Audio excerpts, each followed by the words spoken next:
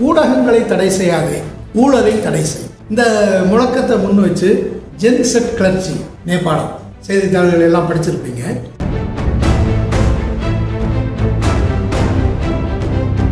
மூணு நாளாக தீவிரமாக போராட்டம் நடந்தது. நாடாளுமன்றம் உட்பட அரசு அலுவலகங்கள்லாம் தாக்கப்பட்டது, தீ வச்சு கொளுத்தப்பட்டது. ஜனாதிபதி, பிரதமர் உட்பட உயர் பொறுப்பில் இருந்தவங்கள்லாம் பதவி விலகினாங்க.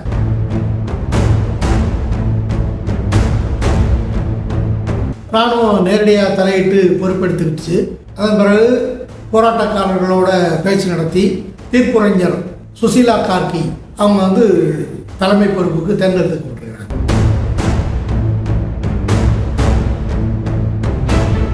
ஸோ இப்போதைக்கு அமைதி திரும்பிடுச்சு. ஆனால் நம்ம முன்னால் இருக்கிற முக்கியமான கேள்வி என்ன அப்படின்னா, இந்த போராட்டத்தினுடைய அடிப்படை என்ன, இந்த போராட்டத்தை நாம் எப்படி புரிஞ்சுக்கிடுறது, இதெல்லாம் முக்கியம் இல்லைங்களா? அதைத்தான் இந்த பதிவில் நம்ம பார்க்க போகிறோம்.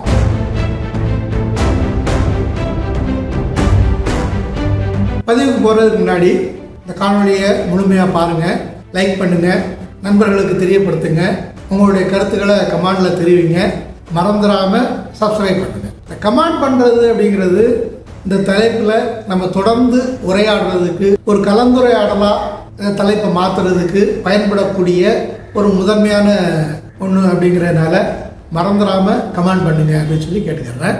வாங்க பதிவுக்குள்ள போகலாம்.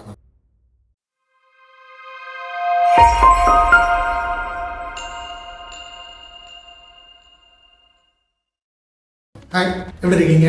எல்லோரும் நல்லா இருப்பீங்கன்னு நினைக்கிறேன். நேபாளத்தில் நடந்திருக்கிற இந்த ஜென்செட் கிளர்ச்சி, இது ஊடகங்கள் எல்லாம் பார்த்துருக்கிறீங்க. இதை ஒவ்வொருத்தவங்களும் ஒவ்வொரு கோணத்தில் அணுகிறாங்க. மோடி மாதிரி ஒரு தலைவர் வேணும் அப்படின்னு சொல்லி நேபாளத்தை போராட்டம் நடந்தது அப்படின்னு சொல்கிறாங்க சிலர். இன்னும் சிலர் இந்தியாவை சுற்றி இருக்கிற நாடுகள்லாம் போராட்டம் நடந்துகிட்டு இருக்குது, அடுத்து இந்தியா தான் அப்படிங்கிறாங்க சிலர். இப்படி பலவிதமான கண்ணோட்டங்கள் இந்த போராட்டத்தை பற்றி இருக்குது. இல்லை, முதன்மையாக பார்க்கணும்னா நம்ம 3 கண்ணோட்டத்தை எடுத்துக்கலாம். ஒன்று, நேபாளத்தை பொறுத்தவரையில் மிகப்பெரிய சிக்கல் அப்படின்னா அது வேலையின்மை. வேலை இல்லை, விலைவாசி உயர்வு, சமூக சிக்கல்கள், இதெல்லாம் பூதாகரமாக இருக்கிற நாடு தான் நேபாளம். ஆனால் அப்படி இருக்கிற போது இந்த பிரச்சனைகளுக்கெல்லாம் இந்த இளைஞர்கள் குரல் கொடுக்கவே இல்லை. அதுக்கு பதிலாக ஊடகத்தை தடை செஞ்சாங்க. ஃபேஸ்புக் மாதிரி, யூடியூப் மாதிரியான ஊடகங்களை தடை செஞ்சாங்க. அப்படி தடை செஞ்ச உடனே கிளர்ந்தெழுந்து போராட்டம் நடத்தி நாடாளுமன்றம் உட்பட அரசு அலுவலகங்கள் எல்லாத்தையும் அடித்து நொறுக்கியிருக்கிறாங்க. இதை சரியாக பார்க்க முடியுமா நம்மளால? இப்போ முக்கியமான விஷயங்கள் எல்லாம் விட்டுட்டு ஃபேஸ்புக் பார்க்க முடியலைன்னொன்னே போராட்டம் பண்ணுறாங்க அப்படிங்கிற மாதிரி இந்த போராட்டத்தை சிலர் பார்க்குறாங்க. இது சரியா? அடுத்து 2வது முக்கியமான கண்ணோட்டம் என்ன அப்படின்னா, இந்த போராட்டத்தினுடைய பின்னணியில் என்ஜிஓக்கள் இருக்கிறாங்க. வெளிநாட்டிலேருந்து இயங்கக்கூடிய, வெளிநாட்டு மூலதனத்திலேருந்து இயங்கக்கூடிய என்ஜிஓக்கள் நேபாளத்தை ஊடுருவி அவங்களுடைய வழிகாட்டுதல் பேரில், அவங்களுடைய தூண்டுதல் பேரில் தான் அந்த மாதிரி போராட்டமே நடந்திருக்குது. இப்போ என்ஜிஓக்கள் தலைமையில் நடந்த இந்த போராட்டத்தை நாம் எப்படி சரின்னு நினைக்க முடியும்? இது இன்னொரு பார்வை. 3வது, எப்படி வேணாலும் இருக்கட்டுங்க, இது இளைஞர்களுடைய கோபம். ஆட்சியாளர்கள் இருக்கிறாங்க, அவங்களுடைய ஊதாரித்தனங்கள் இருக்குது, இதெல்லாம் சமூக வலைத்தளங்களில் வெளிப்படுது. அதையெல்லாம் பார்த்து மக்கள் கொதிச்சு போயிருக்கிறாங்க. அப்படி கொதிச்சு போய் போராட்டம் நடத்துகிறாங்க. அப்படி போராட்டம் நடத்துறதுல சில தவறுகள், சிக்கல்கள் இருக்கலாம். வாய்ப்பு கிடைக்கிறவங்க அந்த போராட்டத்தை பயன்படுத்திக்கலாம் அப்படின்னு நினைக்கலாம். ஆனால் அப்படி நினைச்சாங்க அப்படிங்கிறதுனாலேயே இந்த போராட்டத்தை தப்புன்னு நம்ம சொல்ல முடியுமா? இது இளைஞர்களுடைய முக்கியமான ஒரு அரசுக்கு எதிரான எதிர்ப்பு குரல். இதை நம்ம எப்படி தவறுன்னு சொல்ல முடியும்? அதனால் இதை வரவேற்கணும் அப்படின்னு சொல்லி ஒரு கண்ணோட்டம். இந்த 3 கண்ணோட்டம் தான் இந்த போராட்டத்தை சுற்றி நடக்கிற விஷயங்களை புரிஞ்சுக்கிறதுக்கு 3 விதமான பார்வைகள் அப்படின்னு சொல்லி நம்ம சொல்லலாம். இன்னும் கொஞ்சம் விரிவாகவே பார்க்கலாம். முதல் கோணத்தை எடுத்துக்கலாம். அவங்க என்ன சொல்கிறாங்க, சமூக ஊடகத்தை தடை பண்ணனால இளைஞர்கள் பெருசாக கிளம்பிட்டாங்க அப்படின்னு சொல்கிறாங்க. ஆனால் நேபாளத்தை பொறுத்தவரையில் சமூக ஊடகம் அப்படிங்கிறது ஃபேஸ்புக்கு, யூடியூப்பு, இந்த மாதிரி ட்விட்டரு, இந்த மாதிரியான சமூக ஊடகங்கள் கிட்டத்தட்ட 26 ஊடகங்களை தடை பண்ணியிருக்கிறாங்க. அப்போ இந்த சமூக ஊடகங்கள் அப்படிங்கிறது நேபாள மக்களுடைய வாழ்க்கையில் மிக மிக முக்கியமான ஒரு இடத்த பிடிச்சது. இதுக்கு முக்கியமான காரணம் என்னன்னா, நேபாள மக்கள் தொகையில் பெரும்பகுதி மக்கள் வெளிநாட்டில் தான் இருக்கிறாங்க. புள்ளி விவரமாக சொல்லணும் அப்படின்னா, நேபாளத்தினுடைய ஒட்டுமொத்த உள்நாட்டு வருவாய் அதில் 30% வருவாய் நேபாளத்துக்கு வெளியில் இருக்கிற நேபாளிகளால் அனுப்பப்படுற பணத்துக்கான வரி மாதிரியான விஷயங்கள். இதுதான் நேபாளத்தினுடைய ஒட்டுமொத்த வருவாயில் 30% இடத்த பிடிச்சிருக்குது அப்படின்னா, அப்போ நேபாள மக்களுடைய நிலைமை என்ன அப்படிங்கிறத யோசிச்சு பாருங்க. அப்போது இவ்வளவு மக்கள் நேபாளத்தை விட்டுட்டு நேபாளத்துக்கு வெளியில் இருக்கிறாங்க அப்படின்னா, அவங்க தங்களுடைய குடும்பங்களோட தொடர்பு கொள்றதுக்கு எதை பயன்படுத்துவாங்க அப்படின்னா, பெரும்பாலும் சமூக ஊடகங்கள், ஃபோனு, இணைய இணைப்பு. இது அவங்களுக்கு மிக மிக மிக மிக முக்கியமான ஒரு விஷயமா இருக்குது. அப்படி இருக்கிற சூழலில் நாங்கள் இணையத்தை தடை பண்ணுறோம், இல்லை சமூக ஊடகங்களை தடை பண்ணுறோம் அப்படின்னு சொல்கிறது நேபாள மக்களுடைய வாழ்வில் என்ன மாதிரியான தாக்கத்தை ஏற்படுத்தும்? அதுதான் முதன்மையானது. அப்போ நேபாள மக்கள், இளைஞர்கள் இந்த அளவுக்கு கொதிச்செழிஞ்சு போராடுறாங்க அப்படின்னா அதுக்கு முதன்மையான காரணம் வந்து இதுதான். வேலைவாய்ப்பு அது ஒரு முக்கியமான பிரச்சனையானா, ஆமாம், முக்கியமான பிரச்சனை தான். கிட்டத்தட்ட 20% அளவுக்கு நேபாளத்தில் வந்து வேலைவாய்ப்பின்மை இருக்குது. இந்தியா அப்படின்னு சொல்லி பார்த்தோம்னா, இந்தியாவில் மிகப்பெரிய வேலைவாய்ப்பின்மை இருக்குது, நிறைய பேர் வேலை இல்லாமல் இருக்கிறாங்க அப்படிங்கிறது இப்போ இந்தியாவில் இருக்கிறவங்களுக்கு வந்து தெரியும். ஆனால் இந்தியாவுடைய வேலைவாய்ப்பின்மை அப்படின்னு சொல்லி பார்த்தோம்னா 5% தான். அப்போ 5% வேலைவாய்ப்பின்மை அப்படிங்கிறது இந்தியாவில் இருக்கிறவங்களுக்கு எப்படி தெரியுது அப்படிங்கிறத வச்சுக்கிட்டு ஒப்பீடு செய்து பாருங்கள்.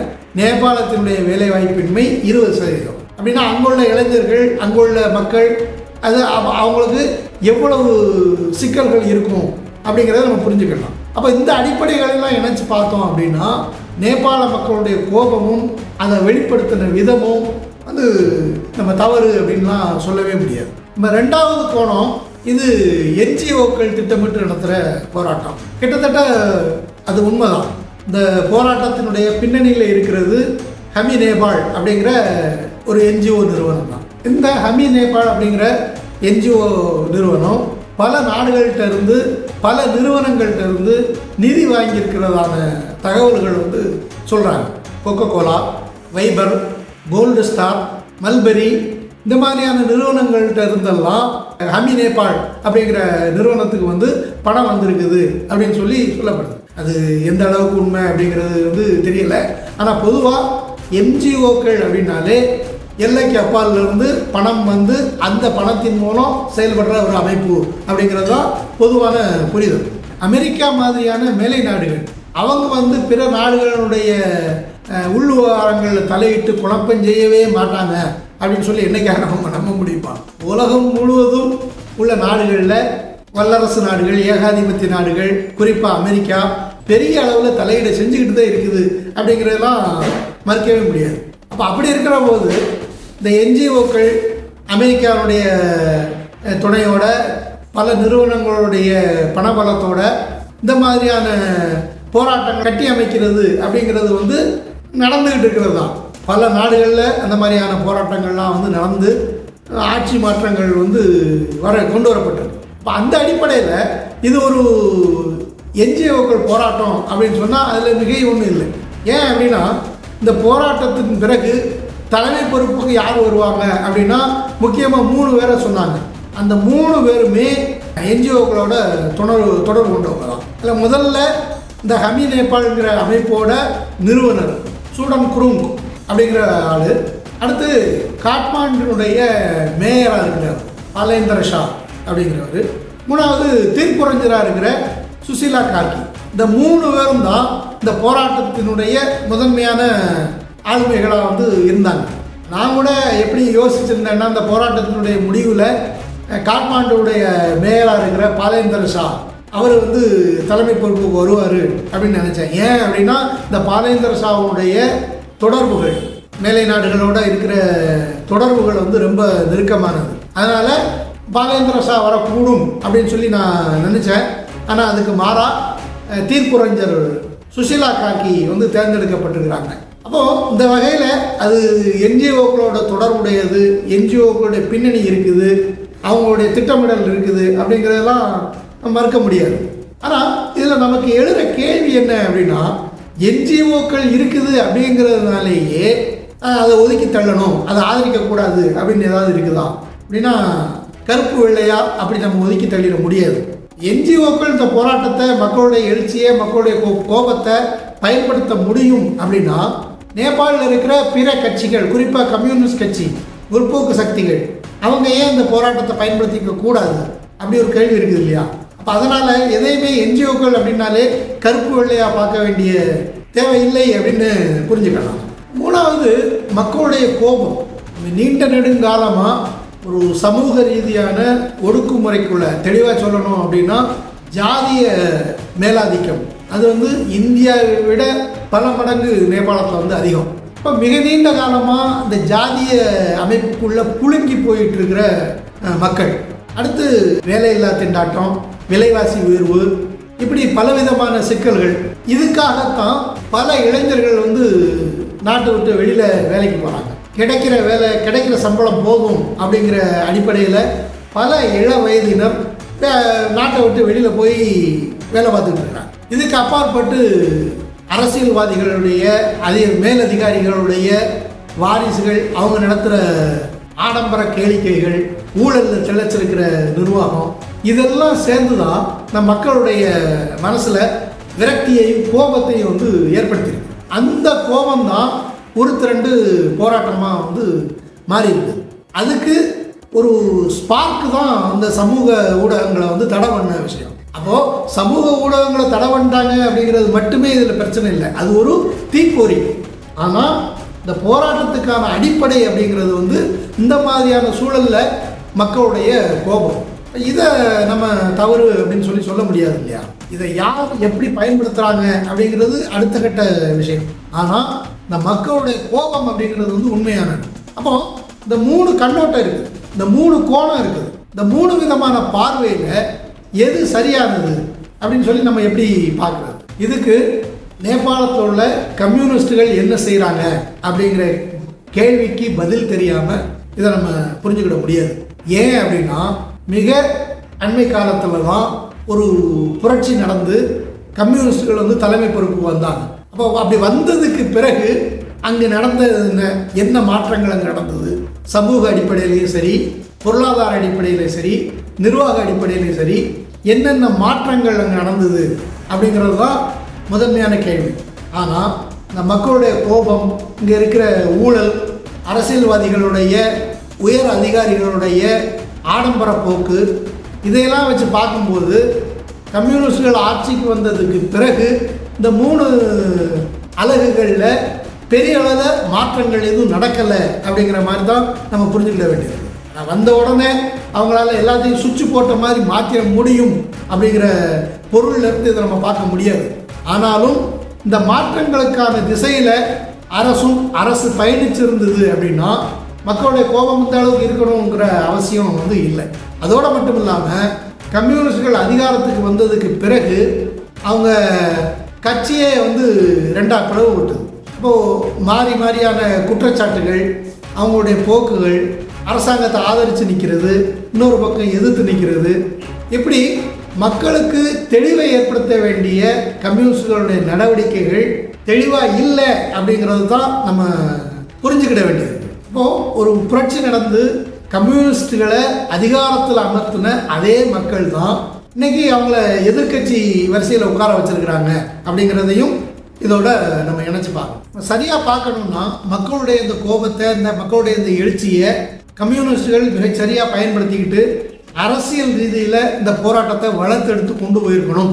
ஆனால் அப்படி நடக்கலை அப்படிங்கிறதோட மட்டும் இல்லாமல் இந்த போராட்டத்தின் போது கம்யூனிஸ்டுகளுடைய வீடுகளும் தாக்கப்பட்டிருக்குது அப்படிங்கிறது தான் நேபாளத்தினுடைய நிலைமைக்கு ஒரு உரைகளாக இருக்குது அப்படின்னு நான் பார்க்குறேன். இப்போ இதுலேருந்து ஒரு 2 முடிவுக்கு நம்ம வரலாங்க. ஒரு மிகப்பெரிய போராட்டத்தை மக்கள் நடத்தியிருக்கிறாங்க. இப்போது ஆட்சியில் இருந்தவங்கள்லாம் பதவி விலகிட்டாங்க, புதிய பொறுப்பாளர்களை தேர்ந்தெடுத்துருக்கிறாங்க. அப்போ அந்த அடிப்படையில் மக்களுடைய கோபம் தணிஞ்சிருச்சு.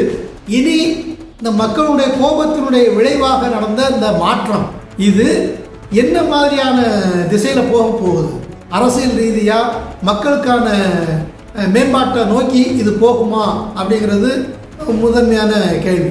அப்படி போகலை அப்படின்னா மக்களுடைய இந்த கோபமும் மக்களுடைய இந்த போராட்டமும் வீணாக போகும் அப்படிங்கிறதுல எந்த மாற்று கருத்துக்கும் இடம் இல்லை. அதே நேரத்தில் இன்னொரு விஷயம் என்ன அப்படின்னா, இந்த மாதிரியான போராட்டங்கள், அரசாங்கத்தை மாற்றுவது, இதெல்லாம் நேபாளத்தில் மட்டும் இல்லை, தொடர்ச்சியாக பல நாடுகளில் வந்து நடந்திருக்கு. ஆனால் அந்த மாற்றங்களுக்கு பிறகு எந்த மாற்றத்துக்காக மக்கள் அணிதிரண்டு போராடினாங்களோ அந்த மாதிரியான முன்னேற்றங்கள்லாம் அந்த போராட்டம் நடத்தப்பட்ட நாடுகளில் நடந்திருக்குதா அப்படின்னா அப்படி எதையும் வந்து நம்ம சொல்ல முடியாது. இப்போ காரணம் என்ன அப்படின்னா, எந்த ஒரு மக்கள் போராட்டமும் ஒரு புரட்சிகர சக்தியினால் வழிநடத்தப்பட்டு அவங்களால ஒழுங்குபடுத்தப்படலை அப்படின்னா அது மக்களுக்கான மாற்றமா, மக்களுக்கான முற்போக்காக இருக்காது. அப்படிங்கிறது தான் நம்ம இந்த உலகத்தில் நடந்த பல வண்ண புரட்சிகள் மூலம் நம்ம தெரிஞ்சுக்கிட்ட விஷயமா இருக்குது. அப்போ அந்த அடிப்படையில் தான் இந்த நேபாளத்தில் நடந்த இந்த போராட்டத்தையும் நம்ம பார்க்க வேண்டியது. என்ஜிஓக்களுடைய திட்டம், அவங்களுடைய வழிநடத்துதல் இந்த போராட்டத்தில் இருக்குது அப்படிங்கிறத மாற்றுக்கருத்து ஒன்றும் இல்லை. அதே நேரம் இந்த போராட்டத்தினுடைய உட்கிடை அப்படின்னா மக்கள்கிட்ட இருந்த கோபம் அப்படிங்கிறதும் மறுக்க முடியாது. நேபாளத்தினுடைய சூழல் மிக மோசமானது அப்படிங்கிறதும் இதோட இணைஞ்சிருக்கு. அந்த வகையில் இந்த 3 நாள் நடந்த இந்த போராட்டமும் இந்த அரசியல் மாற்றமும் பின்னால் வரப்போகிற மிகப்பெரிய புரட்சிக்கான ஒரு முன்னோட்டம் அப்படிங்கிற மாதிரி எடுத்துக்கலாம் அப்படிங்கிறது தான் என்னுடைய புரிதலாக இருக்குது. என்ன நண்பர்களே, நான் சொல்கிறது சரிதானே? உங்களுடைய கருத்து என்ன? உங்களுடைய கருத்து என்ன அப்படிங்கிறதையும், மாற்று கருத்து இருந்தால் அதையும் கமெண்டில் தெரிவிங்க. மீண்டும் அடுத்த ஒரு பதிவு சந்திக்கலாம். நன்றி.